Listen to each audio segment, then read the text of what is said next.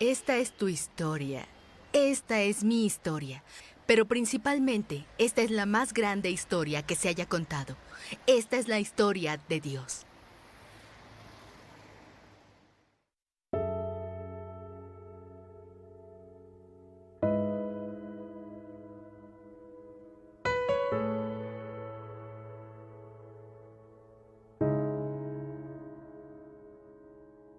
En el tiempo que los jueces gobernaban el país, hubo allí una época de hambre. Entonces un hombre de Belén de Judá emigró a la tierra de Moab junto con su esposa y sus 2 hijos. El hombre se llamaba Elimelec, su esposa se llamaba Noemí, y sus 2 hijos, Mahlón y Quilión. Todos ellos efrateos de Belén de Judá. Cuando llegaron a la tierra de Moab, se quedaron a vivir ahí. Pero murió Elimelec, esposo de Noemí, y ella se quedó sola con sus 2 hijos.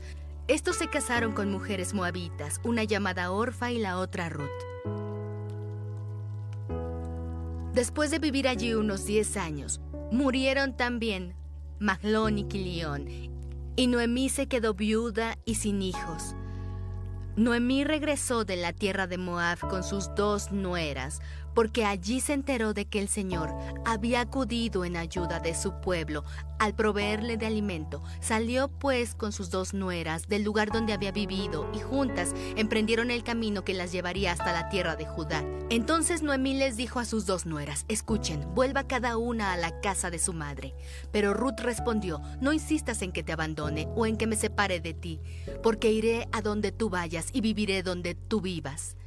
Tu pueblo será mi pueblo, y tu Dios será mi Dios. Moriré donde tú mueras, y allí seré sepultada. Que me castigue el Señor con toda su severidad si me separa de ti algo que no sea la muerte. Al ver Noemí que Ruth estaba tan decidida a acompañarla, no le insistió más.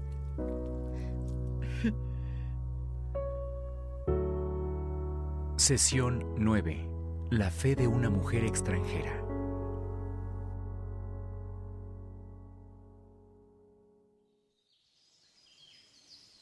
En la historia secundaria, Noemí perdió toda esperanza. Se mudó de Belén a Moab con su esposo para escapar de una gran hambruna que afectaba a la tierra al mismo tiempo de la historia de Gedeón, del capítulo anterior. No mucho tiempo después de que llegaron, su esposo murió, pero aún tiene a sus 2 hijos que la cuidan. Al estar en Moab, ambos se casan con mujeres moabitas y luego de 10 años, trágicamente, sus 2 hijos mueren. Al perder a su familia, Noemí decide que es tiempo de volver a casa a Belén. Sus nueras deciden que quieren ir con ella. Noemí les suplica que no vayan. Les dice que tendrán una mejor vida si se quedan en Moab. Su discurso lo termina con estas dolorosas palabras: no, hijas mías, mi amargura es mayor que la de ustedes. La mano del Señor se ha levantado contra mí. Ruth 1:13. En la historia secundaria vemos que ya perdió toda esperanza, y ella siente que es el resultado de todo lo que hace el Señor en la historia primaria.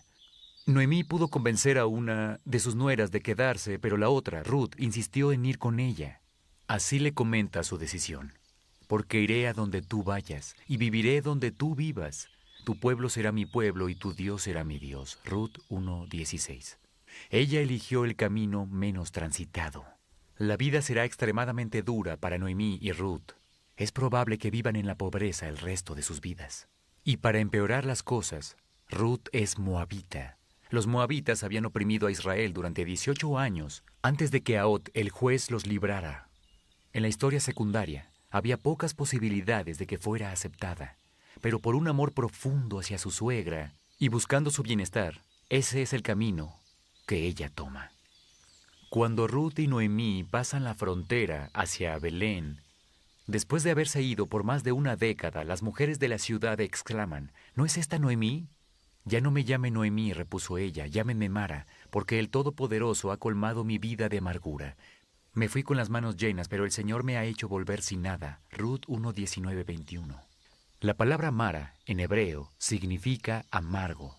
Ella está convencida de que Dios orquestó todo esto, y así fue, pero ella no sabe cómo terminará la historia. Noemí tiene una tierra que su esposo y sus hijos cultivaban, pero Noemí no puede trabajar esta propiedad ella sola, así que tendrá que vender su tierra para pagar las cuentas, y cuando lo haga, Eso hará básicamente que su vida termine en la servidumbre. Pero la pastilla más grande y amarga que debe tragar es que la identidad de una familia está ligada a la tierra que posee. Si pierde la tierra de su esposo, será como si nunca hubiera existido. ¿Cómo sobrevivirán dos mujeres solas y pobres en Belén? Bueno, en el Viejo Testamento existía una provisión para los pobres que se llamaba recoger.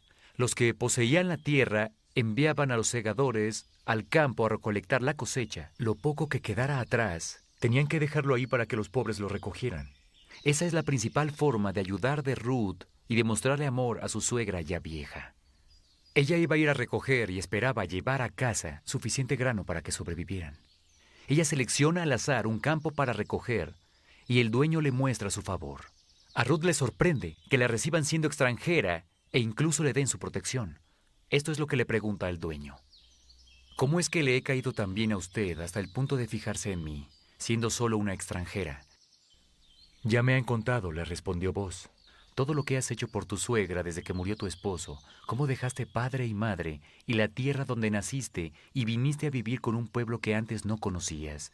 Que el Señor te recompense por lo que has hecho. Que el Señor, Dios de Israel, bajo cuyas alas has venido a refugiarte, te lo pague con creces. Ruth 2:10-12. Ruth corre a casa con los brazos llenos de comida y emocionada comparte la historia con Noemí mientras cenan abundantemente. Noemí le pregunta cuál es el nombre del dueño y Ruth le contesta que se llama Boz. A Noemí casi le da un paro cardíaco. ¿Por qué? Porque Boz es un pariente cercano. ¿Por qué está tan emocionada por eso?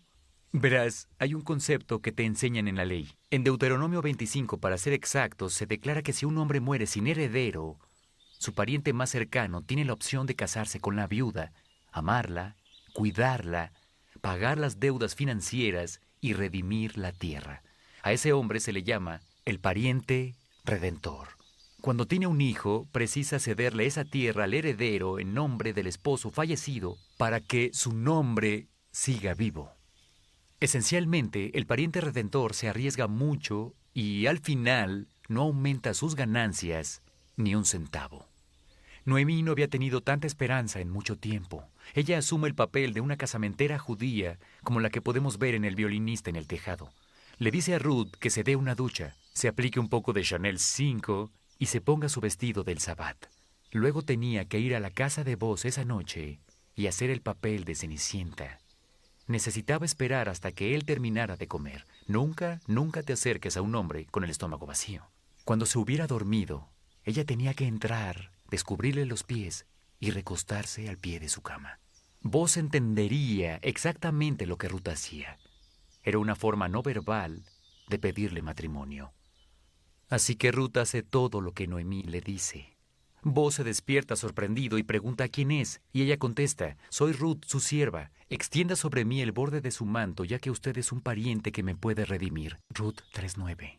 La palabra para manto en hebreo es la misma palabra para ala. Cuando Ruth conoció a Boz, él se refirió al ala de Dios proveyéndole un refugio. Ruth ahora le estaba pidiendo a Boz que fuera el ala de Dios para ella. Y él acepta, ejerce su obligación y ellos se casan. No solo compró la tierra de viuda de Ruth, sino también la tierra de su hermano y la de su padre, arriesgando su propio patrimonio sin agregar ni un solo centavo a su tesoro personal, y los redimió a todos. ¿Qué hace que Boz aparte su atención de sus propias necesidades egoístas y quiera ayudar a una extranjera? Porque resulta que Boz, el que ahora es un hombre fuerte, adinerado y respetado en Belén, sabía lo que era ser un extranjero. Nos enteramos en otra parte de la historia de la Biblia que la madre de Boz es Rahab, la ramera. Rahab fue la prostituta cananea que escondió a los espías de Josué cuando inspeccionaban la tierra. Ella arriesgó su vida y como resultado fue adoptada en la familia de Israel.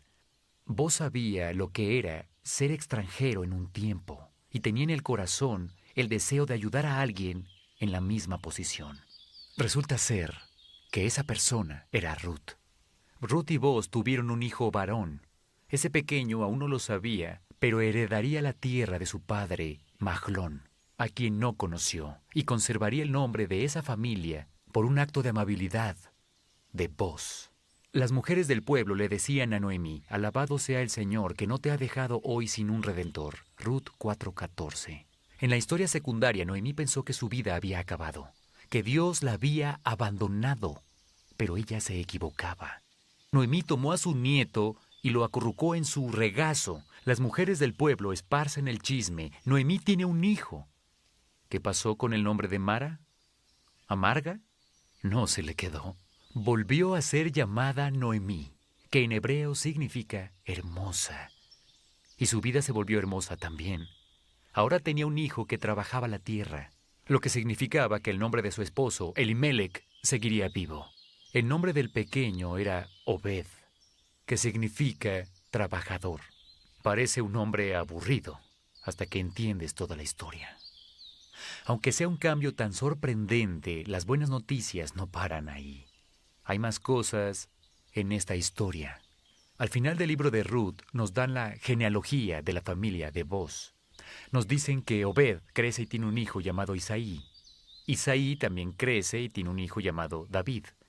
Y 28 generaciones después, nace un bebé en un pesebre en la ciudad de Belén llamado Jesús. Jesús es el supremo pariente redentor y pertenece a la familia de una extranjera llamada Ruth. Dios no solo estaba trabajando detrás del escenario en la vida de Ruth para cubrir sus necesidades terrenales en la historia secundaria, estaba trabajando en la historia primaria con ella. Se salió de su camino para incluir a una extranjera, una moabita pagana, en el linaje de Jesús. Esto es una aceptación extrema. En la historia secundaria, su vida parece sin esperanzas, sin acceso a la aceptación. En la historia primaria, Dios redime su vida y la acepta como su hija. Tal vez ahora tu propia historia parezca sin esperanzas, con un sabor amargo. Pero recuerda, si amas a Dios y alineas tu vida con sus propósitos, como aprendimos en Romanos 8:28, Dios está haciendo que todo esto sea para bien. Espera con paciencia a Dios. Espera pacientemente a que Dios descubra su buen plan para ti. Discusión del DVD. Por favor, ve a la página 59 de tu guía del alumno y discute el video que acabas de ver.